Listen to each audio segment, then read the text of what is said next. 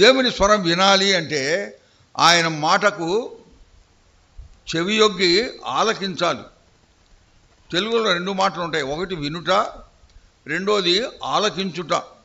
ఎంతో మంచి భాష తెలుగు భాష. దేశ భాషలందు తెలుగు లెస్స. పంచదార కన్నా పనస పనసలు అంటేనే నోరు పుడుతుంది. పనస తోనల కన్నా ఎంతో మధురం తెలుగు భాష. వేరే భాషలో లేదు. వినుట, ఆలకించుట. వినుట అనేది ఊరికి వింటాం, కానీ ఆలకించుట అంటే ఎంతో ధ్యానంగా ఆలకించుట.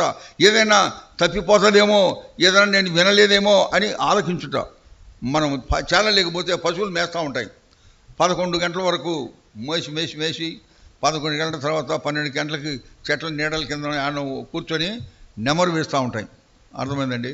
అప్పుడు ఏదైనా శబ్దాలు వస్తే వాటిని మీరు గమనించినా లేదు, నేను పల్లెటూరులో కూడా తిరిగినాను. అప్పుడు చెవులు అటువైపు తిప్పుతాయి. మీరు చూసిన ఎప్పుడన్నా ఆ పెద్ద చెవుల్ని ఎటువైపు అయితే సౌండ్ వస్తుందో అప్పుడు ఇటు తిప్పుతాయి అన్నమాట. అది ఆలకించుట. అంటే ఎవరబ్బా అని.